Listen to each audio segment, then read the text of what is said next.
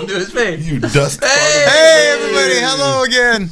Welcome to another exciting episode of the Royal Ramble, Orange County Championship Wrestling's flagship show on its flagship station, the free admission channel. And the man to my left, he is known the world over as the darkest soul in the wrestling ring. He is also known as one half of the Orange County Championship Wrestling Tag Team Champions. Ladies and gentlemen, the Lightning in the Thunder, Azrael. You got it right, ladies and gentlemen. I am constantly evolving. I am everywhere and I am nowhere. And I have taken my championship belt out for refurbishment because I was struck in the head with it. A couple screws and whatnot, a couple pieces need to be polished back up because Freddie Helmuth had his greasy little fingers on it. So I'm going to go ahead and have that touched up and I'll have my belt back in my hands by tomorrow. Tell the truth. You took it downtown and you put it in your arm. I'll get it back. I'll get it back from the pawn shop. I got like 6 weeks. And the man on my right, he's getting better at mashing fools. He's been all over meeting females. But ladies and gentlemen, he is the other half of the Orange County Championship Wrestling Tag Team Champion. He is the Thunder of the Wonder, and he is the Wonder of the Thunder. Ladies and gentlemen, Mr. B.A. Marcus Frey. How you doing, B.A.? I mean, I've had better days. Obviously, you can see I've got a little bit of assisted walking right now because the Freddies, Mr. Helmuth and Flores, decided to focus in on the one body part that they thought was going to stop me on Saturday. And I can tell you right now, not a damn thing stopped me from kicking their ass. A little bit more about that later. We're going to talk about the Heartbreak City Rumble. That's right, ladies and gentlemen. This past Saturday at American Legion Post 555, the fourth annual Heartbreak City Rumble, where 22 men battled for the right to be the number one contender to Goosen Uberstüd and his OCCW Heavyweight Wrestling Championship here at OCCW. 22 men entered the ring. 21 men were thrown over the top rope out into oblivion. Ladies and gentlemen, the winner of said Rumble, we're going to talk a little bit about. Let's talk about your experience in that Rumble. We'll start with Azrael. Azrael, what did you think of that? I mean, it wasn't either one of us, so the hell with them, I say. You know what I mean? Divine Intervention got involved with us. They didn't get enough in the tag team match. They didn't get enough beaten, so they came to get some more beaten. We go ahead. I fought Freddie Flores all throughout the American Legion pose. I hit him with a trash can lid. I put him in the trash because that's where he belongs, in the trash, because he's a piece of trash. We fought on the floor. We fought through the bar. We fought through the whole building. We were in the Rumble. We were back out of the Rumble. They have an obsession with us. They can't get enough of us. They're trying to cling themselves on to greatness. They are used to the gutter and the darkness, and they're trying to come into the light, into the spotlight of OCCW. They're trying to get into the center of the tag team division, and they know that comes through us. So they're trying to hit us with everything not nailed to the ground, and I took it to a violent place in our match. They hit me with the belt, so I hit them right back, because that's what you got to do. You got to do with these guys. You got to hit them and send them right back into the dark. I mean, really, at the end of the day, they took what was a promising night with a hot crowd and sheer athleticism that was going on in that ring, and they decided to make it personal. They took everything that we do in that ring, and they said, forget about the tag team titles. Forget about everything that you guys have built for the last year. We are going to try and spit in the face of Thunder and Lightning. And I don't know about my partner, but I don't like getting spit in the face. I take that very personally. Yeah, you know, if you can't tell by the tone, the overall tone, the match ended in a DQ. Is that right? Our match, yes. Yes, and I want no rules. I want nothing holding me back. I want to hit them with everything I can buy. I am going through the Home Depot. I am getting whatever I can get my hands on, and I am driving Freddie into the ground like a railroad spike on the 25th. They're garbage. They're hot garbage. Yeah, well, you know, they do have a questionable way of going about business. I can't say as I can, you know, I've always gotten along real well with Freddie despite his and I's very different outlook on life. But what they were what they pulled off last weekend was reprehensible and unforgivable. They were both eliminated from the Rumble and then pulled him out. Yeah. I still don't know how that stands. So how really, that's an you official never got eliminated by anybody. I mean, so really, your number one contender should be this man. It should be.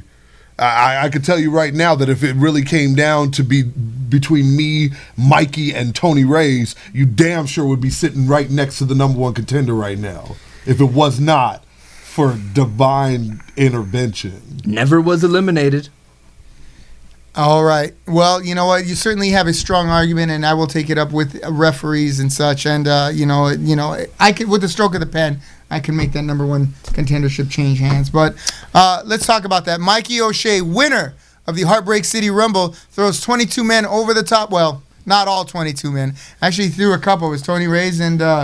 I think he eliminated his own partner Vito, didn't he? Yeah, I mean he was making a name for himself in that Rumble and trying to put everybody on notice. Yeah. Mikey Mikey literally went from being a turncoat to just literally being out for himself. Yeah, looking as though the old Lucha Pro influence is now a thing of the past. Mikey O'Shea is now a mercenary warrior looking out for number one and really has no more friends left in this business, does he? Not at all.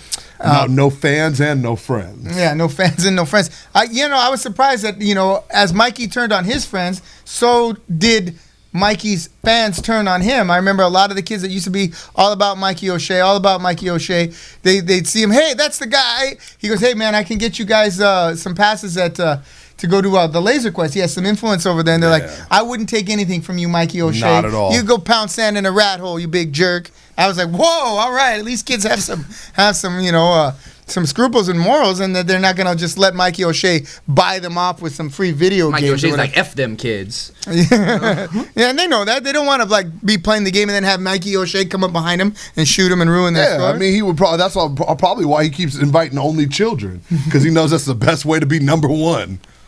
Want to give a shout out to our good friend and commentator Joey the Bull Hinojosa. He's not here today. He has some prior commitments and engagements that he has to take care of. If you're out there, Joey, watching, good luck tomorrow. Get some rest and be ready. So take care and wash your hands. Wash your hands. Constantly. As you can see, in the background, you can't see because I'm in the way, but there's an NBA game going on, but they won't allow anybody in because, the coronavirus scare. What did someone tell me this weekend? This reminds me of Space Jam. Remember when they were afraid of the contagion that was taking the talent from the players? And then they had to clear the whole building? You don't watch Space Jam as much as I do. I never watched Space Jam. I'm a Magic Johnson guy. I was never a Michael Jordan guy. But you got to admit, Michael Jordan was one of the best ever. Oh, yeah, he was one of them. Yeah. All right. That's as much credit as you're willing to give him. He was one of them. Yeah, he's definitely in the top five. What is your top five? Kareem Abdul-Jabbar. Okay, that's Magic Johnson. Yeah. And then the rest, I don't know. Probably guys I never saw. Fizzled out after that. You could say Wilt Chamberlain. That hands down. Okay. My argument against that though is Wilt Chamberlain played in a time where the game was not the game that it is today. Well, Michael Jordan played in a time where the game is not the game. That's true, but Michael Jordan also had some equal talent out there on the court at the same time that he was playing, and still rose above. I mean, he had Isaiah Thomas. Isaiah Thomas was already done. By the time Jordan was playing? By the time he was at championship level. Remember, Michael Jordan had 10 seasons where he didn't go anywhere with that. It was like his last year, because Isaiah Thomas retired from the Pistons, and then they started to get past the Pistons in the playoffs, because the Bulls could never beat the Pistons. Right. Yeah, well. And then they did. Yes, and the Lakers beat the Pistons. What about Bill Walton and Larry Bird? And Larry Bird was Steve good. Kerr. Larry Bird was fantastic. And John Stockton, right? John Stockton. Jerry West. Tony Kukoc. Jerry West. Good fundamentals. Good set a pick. Shoot a nice jumper. Make all your free throws. Right, make all your free throws. Yeah. That's where the money. It's not all about jumping high. Pass the ball, Yeah, exactly. Pick and roll with Johnny Stockton. We're like John Stockton and John Karl Stockton Malone. wouldn't be anything without Karl Malone.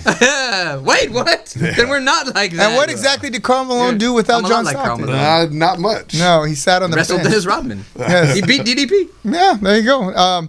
Okay, and the championship match, the American Legion championship match was also contested on Saturday night at the Heartbreak City Rumble.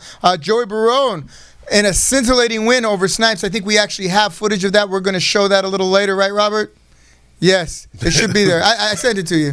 Don't worry. He'll find it. Joey Barone is always a great talent. I love wrestling Joey Barone. I didn't really send it to him. I just want to see that reaction. And All right. And then we're going to show the actual Rumble match. We're going to see that tonight. Yeah, too, we're going to see that. So stay tuned. And remember, Robert Simerson, the producer at Royal Ramble. Ladies and gentlemen, that is the local current events that went on here in the world of wrestling. The most important events that have gone on so far. That's right.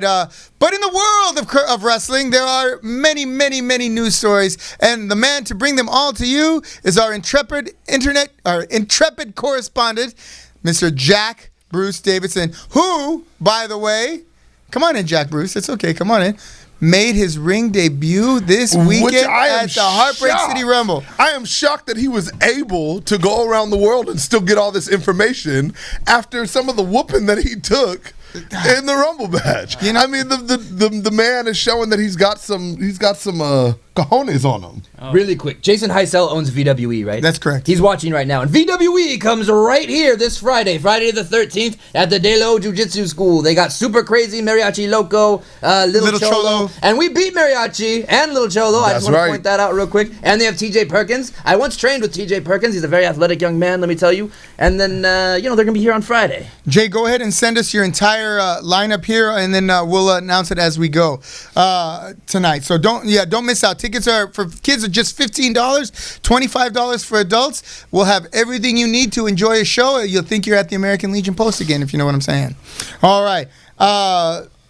JBD, tell us a little bit about what's going. Well, first, tell us about your life. Tell us a little bit about your experience in the Rumble, how it felt finally getting in the ring and competing, and what it felt like going over the top. Did your family come to catch you? Let's hear. I hope somebody was there to catch him.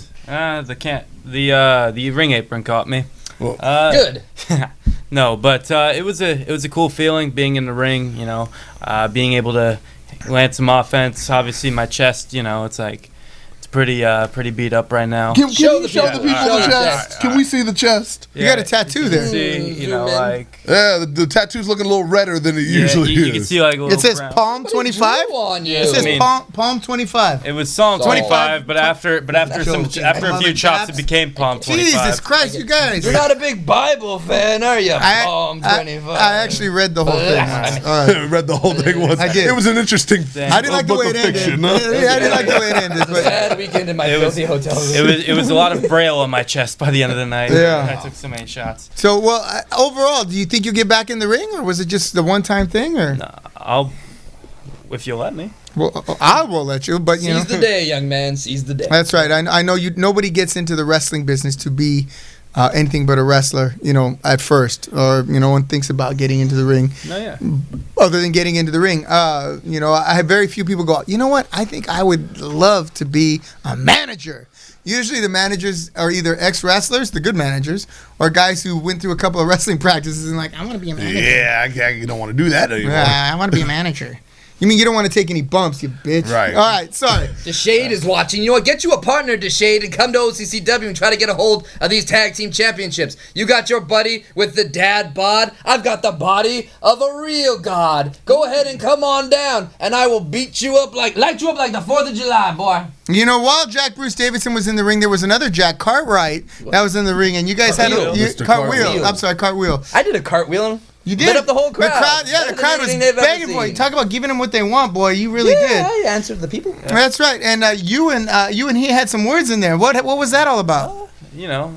We're both named Jack, as obviously, you can see in here. Basically, we had a disagreement over who was the real Jack. I think I'm the real Jack, and he thinks he's the real Jack. So you guys had kind of this real jack-off thing going on, right? It's like a jack-off, right? There was a lot of Jack attacks there. Yeah. I know you guys were all dying for that one. I took that one. You sure did. Yeah, sorry. Yeah. I was like, that was my punchline. I'm sorry. All right. Been waiting all week for that. It really was. Oh, well. But Jack Cartwheel is a phenomenal talent. Yeah. Jack Cartwheel, another young man making his OCCW debut in the ring, scintillating debut. Yeah, I was a little disappointed I wasn't the one to get to launch him into the first row. Could you imagine how far you could throw him? He's like a dart. The worst part about it, though, is he'd land on his feet. Didn't someone throw him out and he landed on his hands? He landed on his hands and walked away. I mean, if you guys did not get a chance to catch this Rumble, you really missed out. This dude. Yeah, hang around to the end because Robert's going to put the whole thing in its entirety. That's Robert Simerson. Yeah. And if he doesn't get it up, please make sure you message him and ask him why he did not get it up. Yeah. But because people, he's used to hearing that question all the time. But yeah, I mean, no, Jack Cartwheel he's a very athletic individual. Yeah, and certainly we expect big things from him. You'll see a lot more of him at the upcoming OCCW shows. Okay, you gave him a clothesline. He flipped like 6 times before he hit the ground. I never clotheslined somebody so light in my life. Like, no. It was like. All right. Damn. What's new in the world of wrestling? So earlier we were talking about Ebola a little bit. Ebola? Not Ebola. Coronavirus? Yeah. Sorry, another previous flavor of the month. Anyways. Right. It's an election year. What are you going to do? So, WrestleMania 36 is taking place in Tampa Bay, and the venue is kind of currently up in the air because a lot of people are worried about the coronavirus. Oh, Lord and, Jesus. WWE has since said that it's WrestleMania is going to proceed as planned, but the mayor of Tampa Bay and city officials are discussing it Thursday. I think the event's still going to go on. I just think that there's like some drama. Here's the problem. Here's what these people need to understand. Yeah. If indeed they shut down WrestleMania or whatever else they shut down because of fear and fear mongering, right? Mm-hmm. Don't be surprised if Vince McMahon says to the Prince of Saudi Arabia, "Hey, can we do WrestleMania in Saudi Arabia?" Oh, wild! Yep. And that'll be another loss. Another something else taken. Imagine. What's the most American thing you can think of? Probably WrestleMania, because even baseball much. is played in Canada, right? Yep. It's like 4th of July, WrestleMania. Yeah, and there you go. Goodbye. And that will not come back if that's the case. Why would he want to put it in LA next year if he could just go back to Saudi Arabia and do WrestleMania in Saudi Arabia every year? Yeah, definitely make a lot of money doing that too. Yeah, so it's just I've talked so much about this damn virus that it just gives me a headache at the fact that people are so afraid to catch something that yes can be lethal to those that have ailments beforehand. If you are a healthy individual, go. Who gives a damn? Like, really, if you catch it, it's like catching the common cold for most people. Like, at the end of the day, everyone's not going to die from this damn thing. Live your freaking life. Like, at least for the next year and a half when the next virus comes out and everyone tells you to stay inside. Apparently, it's a 97% survival rate. Yeah, so exactly. If you're below 40. The flu kills more people. The common flu kills more people a year than this thing has. Like, come on. Yeah, and people just love to latch on to fear. Make America sick again, I guess. What else is going on? While we're on that subject, New Japan Pro Wrestling has canceled the remainder of their New Japan Cup events through March 22nd due to the fear of the coronavirus. I can understand how it's a different situation there because they're closer to. Yeah, and it's hitting them a little harder. I watched the Grand Sumo highlight tournament this weekend. They're doing the sumo championships in an empty arena. Wow! You can hear them breathing, like smacking up against each other. It's really different. It's sad, and you can see it in the sumo's face. They're used to the crowd and they're used to the energy that something like that has, and it's gone, just gone. And it's unfortunate and it's sad, and it's a testimonial to the fact that you can scare some of the people some of the time, all of the people some of the time. But, geez, there will always be stupid people, and they'll always be afraid. With these empty arenas, now we know what it's like to be a Chargers fan. Speaking of football, please tell me everyone saw the new LA Rams logo. No, I haven't seen it yet. Robert, can you put that up for us? It is the ugliest piece of garbage that the NFL has ever put out, and that is saying something because they came out with that two-tone garbage for the Jaguars. The LA Rams now has the ugliest logo in the NFL, and it's all because of the fact that they're sharing a stadium with the pieces of trash, the San Diego Chargers, and so now they're trying to make a brotherhood and match them. It is absolutely disgusting. It's not a good look. It's a piece of trash. That's what it is. Well, you know what? The Rams are trash. Well, yeah. Period. Yeah, you know what? People in LA don't realize that the Rams have turned their back on them twice. Yeah. Once they left LA. That is so ugly. Oh my God. That looks ridiculous. Yeah. Oh, there are college Is that teams supposed that to have be better a logos. ram horn, That's right? exactly what that is. That looks like Or is that a setting sun vortex type thing? that looks like a Pop Warner logo at best. Yeah, I agree. Wow. That's All the right. team that gets mercy ruled right Yeah, there. yeah, that's so. Yeah. Yep. That's California for you. Jason, I got your message of that about Friday's show, but it doesn't. I can't get it got to it show. open. Oh, you got. Oh, here we go. I got the card. All right, let's go. We're gonna go over real quick. We're gonna go over the VWE card. Danny or Azrael? All right. Yeah. All right. We got in the main event, TJ Perkins from WWE and Impact versus Little Cholo, who's currently the VWE champion, versus Andy Brown. No championship advantage there for Little Cholo. He's between a rock and a hard place between two very able-bodied competitors. I believe Andy Brown is still probably the Championship Wrestling from Hollywood champion. He's on national television. Good job, Andy Brown. SoCal Crazy versus Mariachi Loco. We've had that match once. That match was 45 minutes. That match was crazy. Yeah. Jay, you must not have been paying attention. That's going to be a long match. Those bastards held us up for 45 minutes long. You guys might want to do your, if you're going to do an intermission, do it right before that. They're match. both stuff in nails and everything. Katana Vera, who's currently their women's champion, versus A Floor versus Antisis. Still no championship advantage for Katana. That hardly seems fair. It looks like the championship matches are going to be three-way dances. Triple threat matches. Triple threats, always difficult. Yes. Freddie Havoc and Rancho Camacho versus Maverick and Eddie Vice. Eddie Vice making a tag team appearance with Maverick. I don't know anything who about Maverick that. is, No. but I'll find out on Friday. I'm gonna meet Gusten Uberstud versus Vito Fratelli. So a little bit of chance for vengeance there for Gusten Uberstud. Oh, right on. Goodness gracious. La Flora there for the A floor.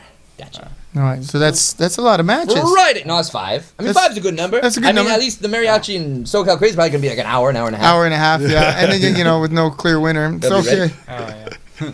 All right, very good. So there you go. That's this Friday at 6 p.m. at the Della O Jiu-Jitsu Training Center. BWE presents Friday, the 13th. Tickets are $25 for adults, $15 for children. Available at the box office or online. 714-473-8867 if you want to purchase tickets.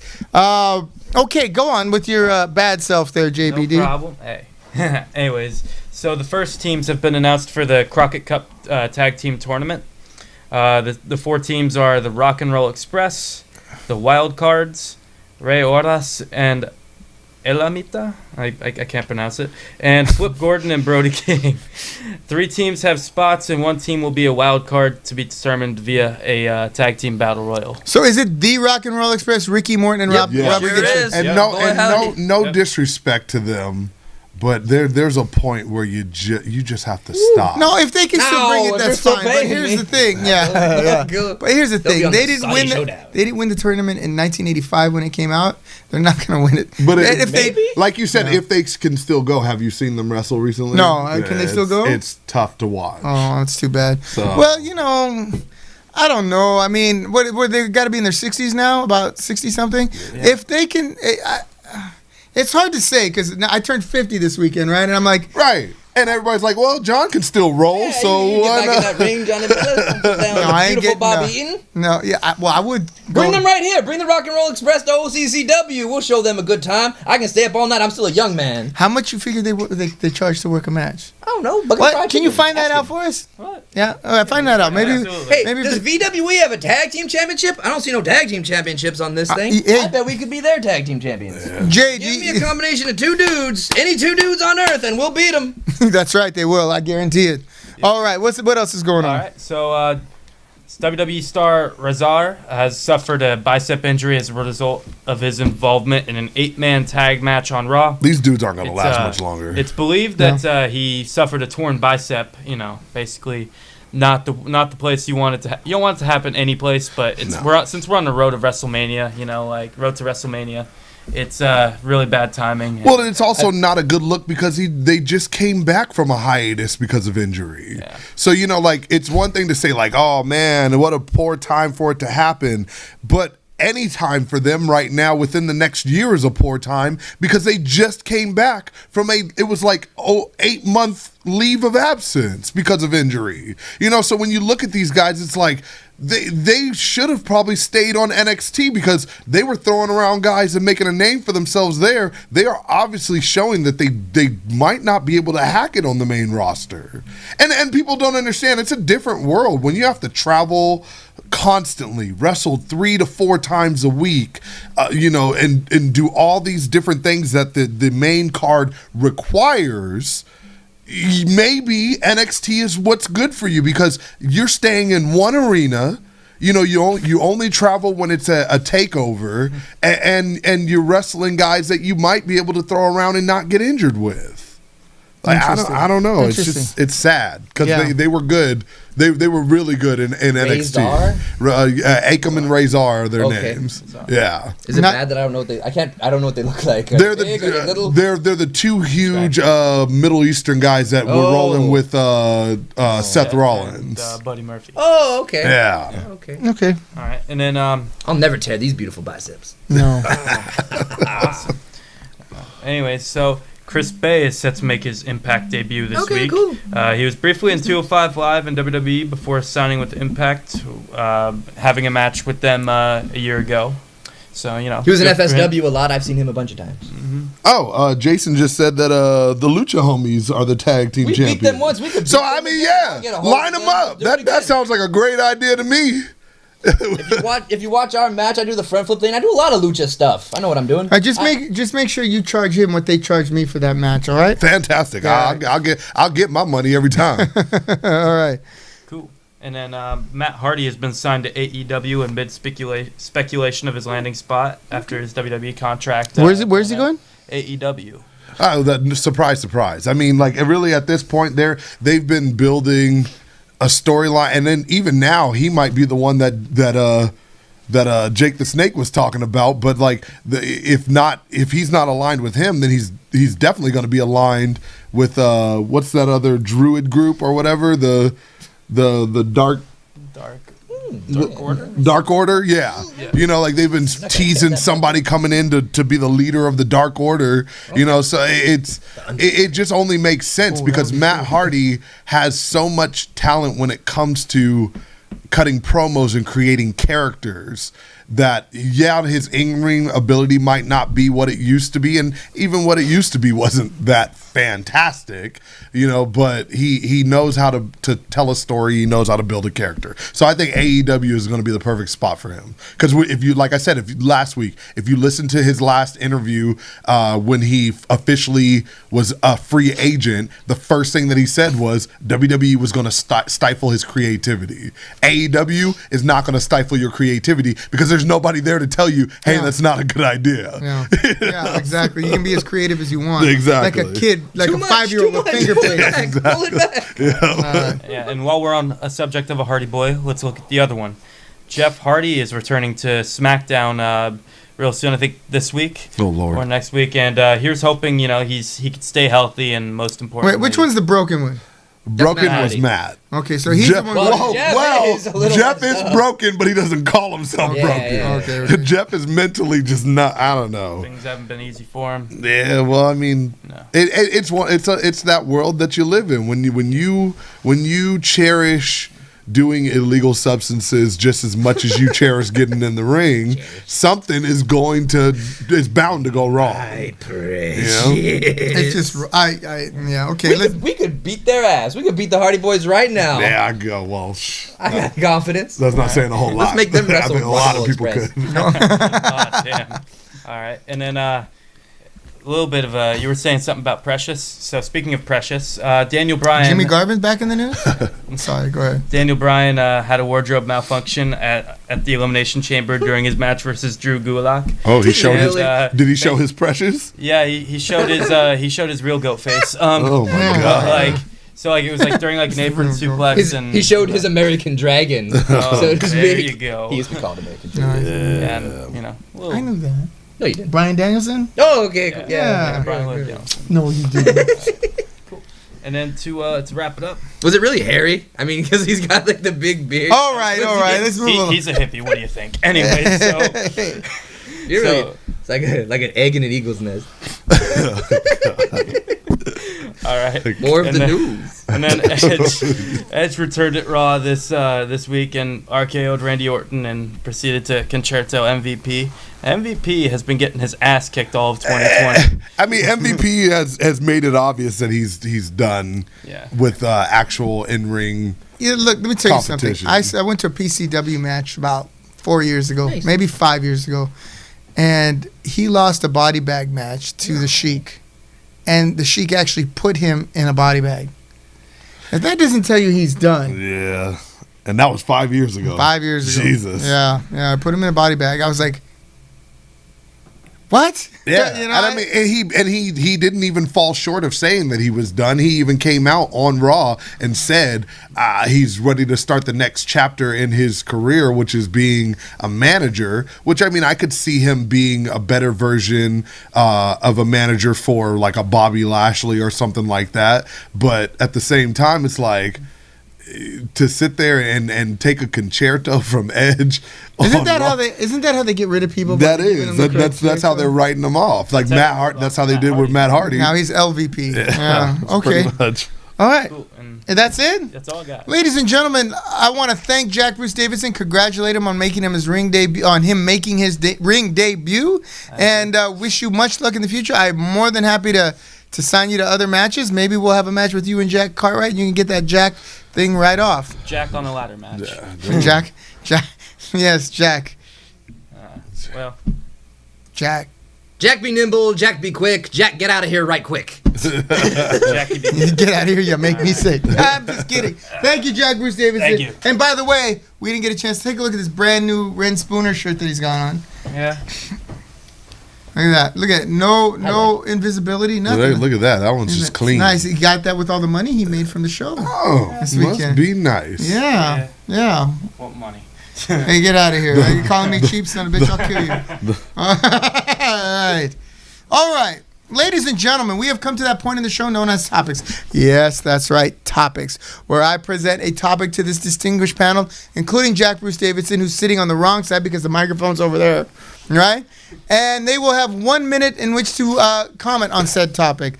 Ladies and gentlemen, there are many topics on the table. This time we're going to try something new. So I'm going to give each member of this panel an opportunity to come up with their own topic, right, after this first topic, and then we can comment on it. You see what I'm saying? Sure. All right, but I'm going to start it off. So I'm going to have a topic, then you're going to come up with a topic, then he's going to come up with a topic, and we're going to move on. All right? Actual free thought. No, I know we talk about it all the time, but now we have to use it. The first topic, Jake the Snake Roberts, and he calls out Cody Rhodes. Who wants this one first? No, I'll take it. B.A. Marcus Frey. I'm going to say right now I don't really watch a whole lot of AEW, but I had to tune in when I found out that Jake the Snake Roberts was going to be making an appearance. Everything that Jake the Snake Roberts said in his promo, everything that he did in the ring epitomizes why guys like that need to teach the youth that are in wrestling today Robert, can you on open that how to cut a promo. I mean, this man literally, he barely has a voice because of all the illegal substances that he's done over his life. All the embarrassing moments he's had in the wrestling. You know, ring. like so when he talks, his voice just fades in and out, and yet he still captivated every individual that was sitting in that stadium. It tells you something when the man can end his promo and everybody just kind of gasp and go, holy shit. You know, like it was one of those moments. And I really hope that Cody Rhodes took something from it. Not saying Cody Rhodes is bad, but he could take some pointers from Jake the Snake. That's B.A. Marcus Frey and his take on Jake the Snake Roberts promo. Your thoughts, Azrael? Well, Jake Roberts has always been like that style of promo, like with the quiet voice and like the in and out. So you gotta like lean in and listen to him because he's telling you a story. It's totally different than like Hulk Hogan and the Ultimate Warrior and a lot of the other guys. Very fiery, very animated, very all the stuff I'm gonna do to you. But Jake tells like a whole story all the way through. I met him once. He works at he has Snake Pit and FSW. It's their training school. It's him, D'Lo Brown, Sin Bodie. He's very good at the psychological part of wrestling still to this day. Hopefully he's helping helping the young people. It's a style of promo that nobody else is doing right now. It's not very pro wrestling-y with like the yelling and the up and down. It's like, as you wallow in the muck of avarice, and the money that you beg for shall be your very own. And he told that to Ted DiBiase, and I was like, I'm gonna see some crazy shit happen. Like as a little boy, like maybe I don't know what all those words mean, but I know that mean dark man is gonna do something very mean to somebody else. And when he got the Ultimate Warrior with the cobra right in the face, and he's like, trust me. Right. Yeah, I remember that, and that whole thing when he started using words that I didn't know back then, like avarice, yeah, and gluttony, yeah, and sloth. And vanity? And they haven't had like a style of promo like that with anybody lately. Like Raven was like that, but Raven not around on TV. Bray Wyatt, they're not like interviewing him with the mic in his face so much. That's true. That quiet promo is almost a thing of the past, isn't it? Because it's like the television audience, like now, like you need like a 15-second like bit or whatever. But like Jake Roberts, like you want to listen to like the whole story that he's telling you. Right. And you have a tendency to listen to someone who talks quieter. Yeah. I mean, but I'm used to yelling, so I'm going to make you listen whether you want to or not. I just have a really loud goddamn voice. Okay. For his point of view on this topic, we're going to go with Mr. Jack Bruce Davidson. 1 minute on the board, and go. All right. So let me first things first. Jake the Snake, I watched a doc on the resurrection of Jake the Snake, and one of the most powerful things I think I've seen in any movie, let alone any genre. Mm-hmm. And basically Jake the Snake coming back to AEW, not coming back, going to AEW and cutting that promo. It was really a breath of fresh air for a company that I was kind of starting to falter away from, and it really raised some intrigue and interest. He had a cool new haircut, I guess. He looked crazy. And but the way he still 25-30 years later, he could still, captivate that audience and really make everybody, lean in and listen, like as to what BA and Azrael were saying. It was a really cool thing to see, and that's all I got. It's one of the characters that I like to see on like a new body, like a young guy with a snake, because like all this cool stuff you could do with you could stick a cobra on somebody. He even said it. He said when I started bringing a snake to the ring, it used to play with everyone's mind because you kept gazing at that bag, knowing something was inside.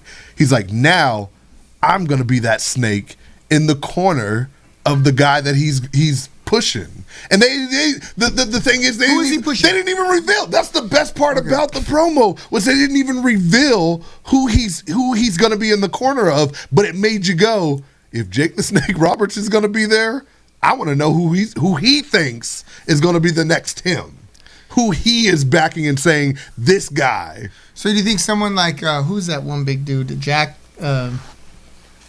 Swagger, is that his name? Yeah, Jack Swagger, not that kind of guy. Yeah, Jake Hager. Yeah. Jake Hager's already with. Well, I'm saying, like, let's say he brought a bag to the ring and Jake the Snake Roberts was in it, right? Yeah. And he'd jump out and come out, right? Darby Allin be cool. Do something Darby Allin. Wouldn't it be cool if like King Kong Bundy came and then like splashed it with Jake the Snake in it? No, King Kong Bundy's like older than you. That'd be terrible. Well, yeah, he's older than me. But he's not.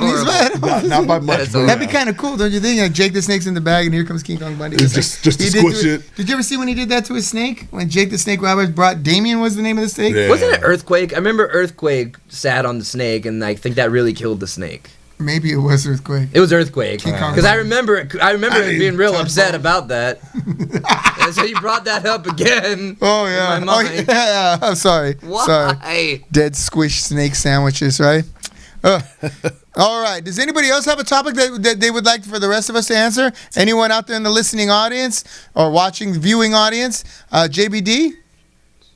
See, I anticipated such a response. So think about that again. Since I told you like 5 minutes ago to think about it, I haven't come up with I anything. already have But mine. oh, you have one? Yeah. All right, let's hear it. Yeah. I mean, mine Don't was assume. mine. We were going to talk about last week, and we never actually ended up. You know getting what? a chance Here's to what get I want to it. talk about before we. Yes, Yes. it was. Yeah, okay. Here's my next topic.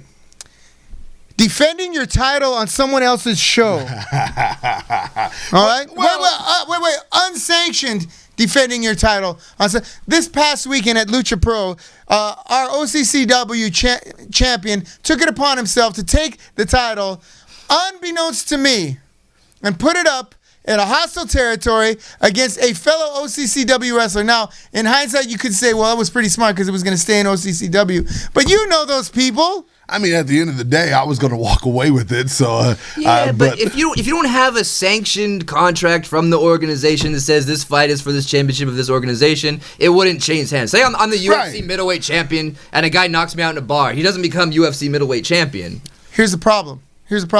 They went there and said, this is for the OCCW Heavyweight Wrestling Championship. Everyone in the crowd heard it. Everyone on the internet who was watching all the recording.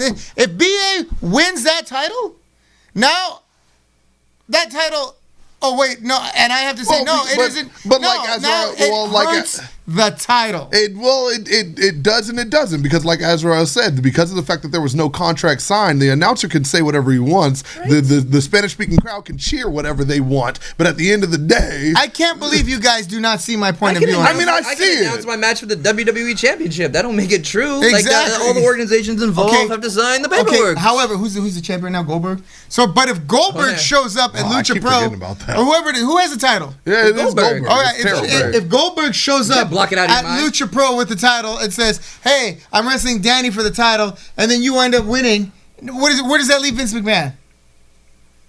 I mean, that's a rough spot to be in. Yeah, thank you. Now I don't have $1 billion with which to sue People are like, myself. what? That guy lost to somebody. Thank you. Bad decisions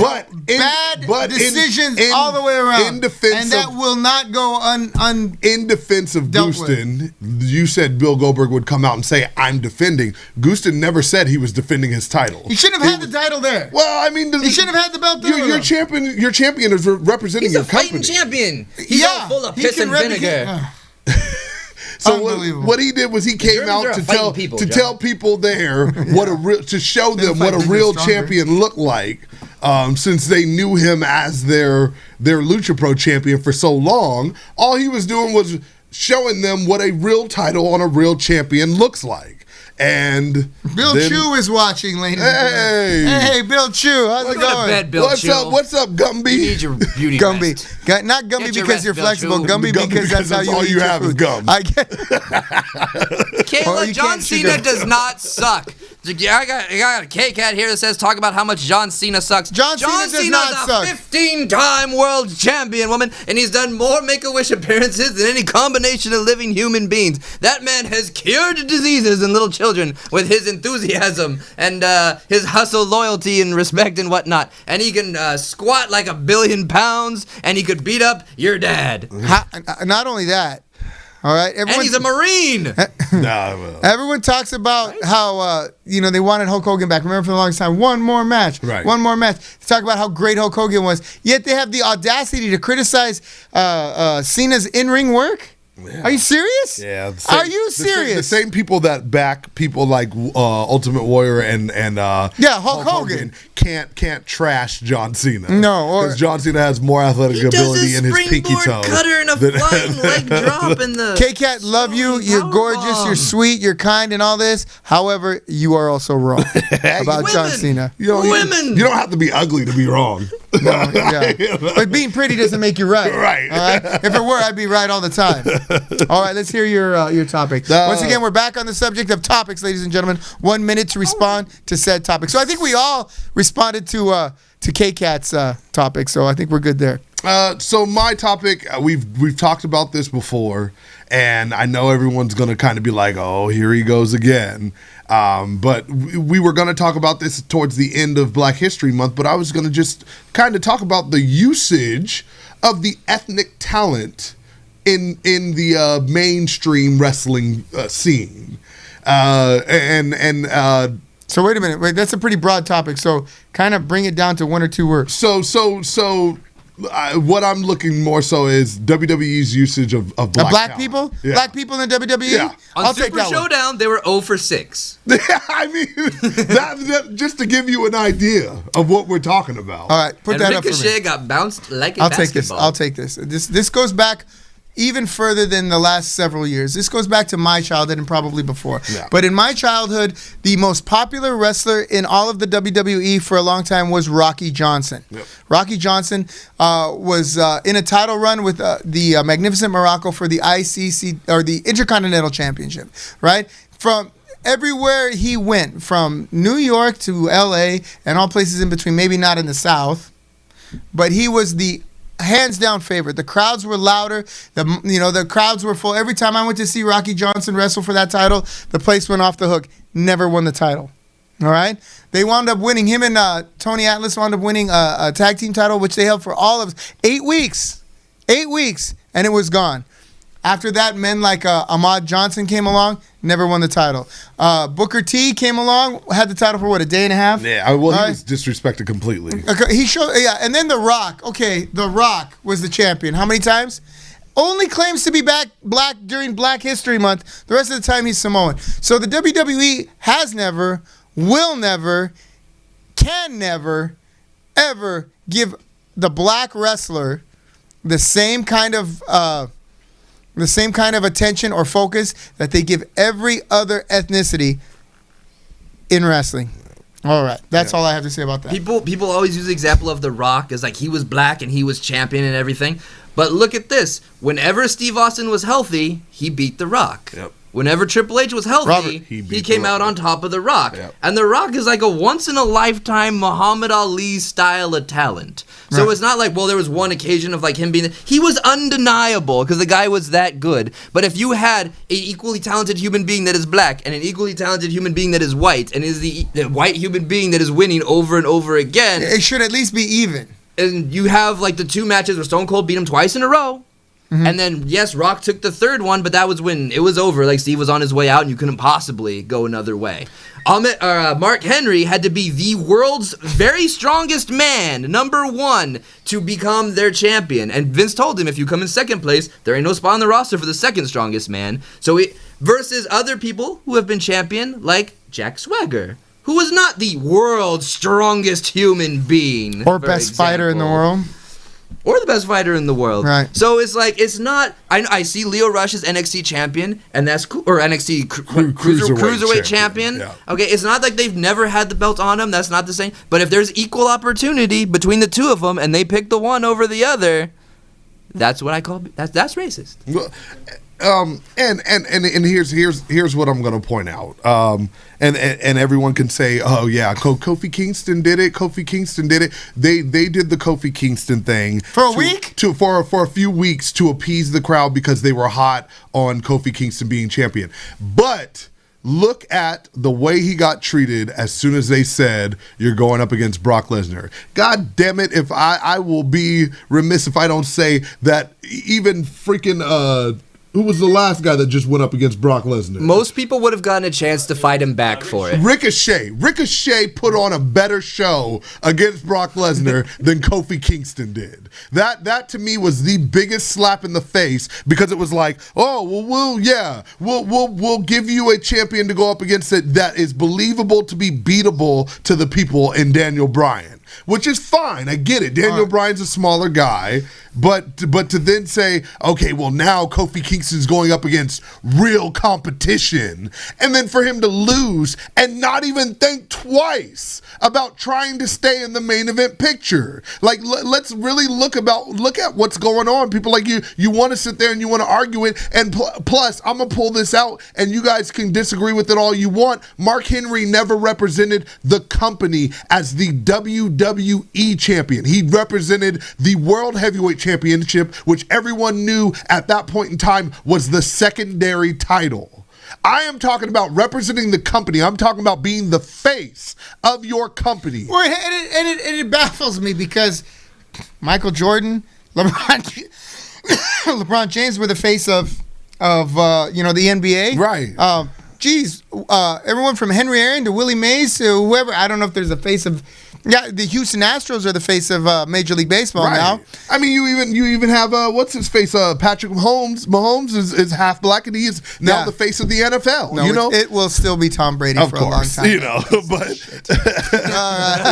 well, that's why they overshadowed everything that Patrick Mahomes did with talking about Tom Brady and who he's going to choose to go with. You know, it's just ridiculous. I am not downplaying and saying that anything that these other black men have done in the past is not enough. What I'm saying is there's got to be a point where the disrespect kind of stops. Hey, like Kofi Kingston was not the original plan. That wasn't WWE's plan for Kofi Kingston to be in that spot. Ali had to hurt himself for Kofi Kingston to get into the position that he was in. And then the crowd caught fire to it because Kofi has this story because he's been trying for a decade and a half pretty much versus Randy Orton, who was champion in like 2 years.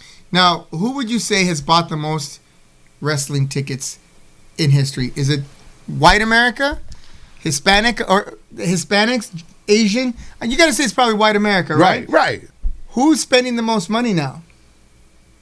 It's the Saudi family is spending more money than the rest of the United States combined as far as buying tickets. I mean, so now you're going to see guys like Ali. All these guys with these Middle Eastern descent, they're going to start pushing these, and that's fine, push the middle, but not because it's the right thing to do, because they want to sell more tickets to the Saudi. That's maybe business. Like I understand that it's business, right? But I'm pretty sure black people buy tickets too. They do. Right? They are one of the largest consumer groups in America. It's like you really want to reach out. Like AEW, I thought would have like a big like black world champion and like rake that in, and they were just talking. We're looking for a black guy. They were looking at Chris Bay. They were looking to hire Chris Bay, and then Chris Bay went on Impact instead. Okay, now let me just say this, okay? All right? Why is there not a black wrestling federation? Why don't black people can run boxing, black people can own major league teams, black people can own their own business. The black people can do everything, right? Okay, why isn't there a black wrestling fed? I wish I could answer that question. It gave it a shot. There was brave wrestling, and the show just didn't come off. They didn't pay everybody. I mean, with that being said, though, I'm trying to be dick. With that being said, big ups to Street Profits for winning the tag team titles recently. It was about time for them to do something to make a name for themselves on Monday Night Raw. We're going on and on about this topic. To me, it's interesting. I'm not talking about like the middle of the card or whatever you're filling in with like Coco Beware and whatever. I'm talking like when you get to the top. Right. I agree. Like when you have Titus run to the ring and he falls down and they play it off like he's a goof despite him being 7 feet tall and them desperately needing big giant dudes. But if Drew McIntyre made the same mistake, you'd never hear it about again. It would have never hit the air. I agree. Right. I mean, even so another perfect example that I always use, Bobby Lashley is a carbon copy of what Brock Lesnar is. He's the black Brock Lesnar. The black Brock Lesnar. But you throw him in stupid storylines and stupid gimmicks, and every time the man he messed around with that Watt lady. I mean, he even earned. Let's be real. He earned a #1 contendership while Brock Lesnar was the champion. And what did they do? They put him on Monday Night Raw to go up against Roman Reigns again, and had Roman Reigns beat him to get the #1 contendership back. When has that ever happened in the history of WWE? We got time for one more topic. The greatest tag team of all time, and why is it us? Can we say the second greatest? Okay, fine. You can pick somebody else. All right, give me 1 minute there, Robert. Better not be the Rock and Roll Express after you shit on him how you did. Ladies and gentlemen, there were many tag teams in my favorite era, the era that I was growing up, the era that everything was still wonderful. My early to late teens, right? The 80s. There was the British Bulldogs, the Road Warriors. There was the Rock and Roll Express. There was what was the other team? The Hart Foundation, the Strike Force. There was so many amazing tag teams, but none of them stand out more over the test of time. And it's probably the most overlooked was the Midnight Express. And I'm not saying this because I love Jim Cornette and his point of view, right? But if you watch the Midnight Express, right? Even Tully Blanchard and Arn Anderson, right? When you watch the Midnight Express, they could wrestle the Road Warriors and come off as these wimpy guys, but still do enough cheating to hang with the Road Warriors. Or when they wrestled the Rock and Roll Express, suddenly they were the bullies. and they were beating down the Rock and Roll Express in between referees' glances. They came up against guys, all these teams, and while they always seem to have to put them over, the other teams over, the face teams over, or the powerful teams over, every match they were in, whether it was against them or the crappy version of the Freebirds, the one with Jim Garvin and Michael Hayes, the matches were always exceptional, one of the best matches on the card. So I'm going to say the second best tag team in history is the Midnight Express. Bring them on! No, I don't think they're still wrestling. I think they're done. Okay, one more minute. I'll have to take this one and roll with the Steiner brothers. Really, to me, the Steiner brothers embodied everything that you want in the ring as individuals and as a team. They literally would beat you down from strength to aerial technicians to then just mat wrestling technique. Yeah. If they would have had a longer run together in WWE, they would have been WWE Tag Team Champions over and over and over. But that's okay because they didn't have to do it in WWE because they did it everywhere else. They literally ran shot everywhere else that they went. Did they win the title in the WWE? I do not believe they did. I think at least once. Once? I think maybe they held it once. Yeah, I mean, but unfortunately, at the time that they came in, the tag team division started to slowly dissipate, and people wanted to get more into singles wrestling, and so there, so goes the story of that tag team. But I believe that if you have an opportunity to go back and watch any tag team that stepped in the ring other than Demolition, it was the Steiner brothers for me. That's a good one. I can't believe I didn't mention them. Yeah. You know what was interesting? Just on a side note, real quick, how infrequently title changes were back. Like when I talked about them going up against the Steiner brothers or the Road Warriors or the Rock and Roll Express. Yeah. You'd have maybe 2 title changes a year, 3 at the most. You'd never, they'd have fewer shows, though, to be fair. There used to be 4 pay-per-views. Now there's like 12, 16, 25, whatever. Monday Night Raw. They were doing house shows every night of the week, twice on Saturdays, right? Or Sundays, something like that. Yeah, but you would never switch. You knew that wasn't going to happen. Well, when did they switch the title without on TV or Survivor Series, the Royal Rumble? Oh, I was talking about the NWA, but you're right. But it's the same thing.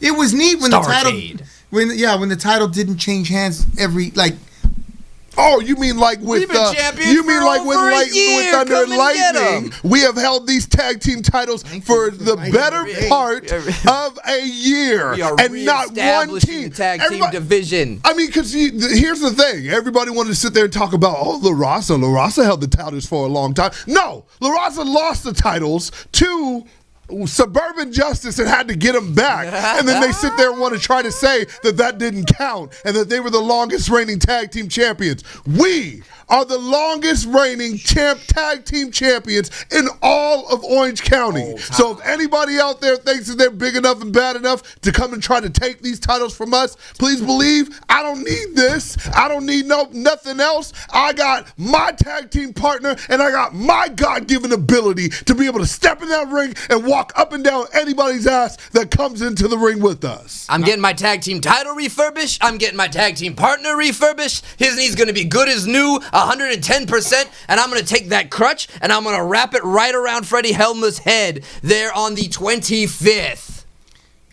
Our last commentator on this topic will be Jack Bruce Davison. Take it away, Jack. All right, so this is... 1 minute. There you go. Cool. All right, this is my personal bias. For me, a tag team, when looking back at the tape, that really stuck out to me is great. The British Bulldogs with Davey Boy Smith and Dynamite Kid.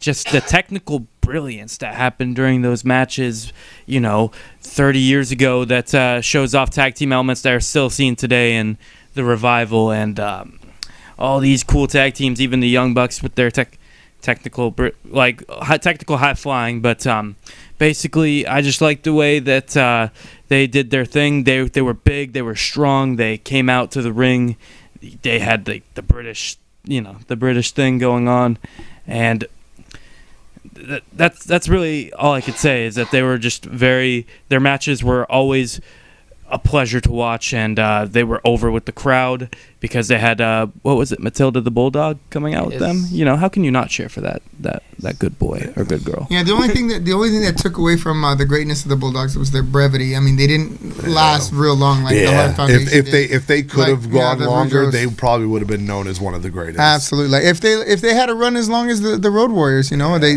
or even the Steiners didn't wrestle as long as a team as they should have. You know. In any case, that will do it for this episode of the Royal Ramble. Next week we will have the full card of Heartbreak City, the Heartbreak City Rumble, as well as the 3 additional matches on the card. We know you have many choices of which to spend your Tuesday nights and your wrestling time and or money. We here at the Free Admission Channel on the Royal Ramble want to thank you for tuning in and taking time out of your busy day to spend with us. We want to wish you health, happiness, and that you take all of your bumps inside the ring. Happy early birthday pizza party. Hey, motherfucker.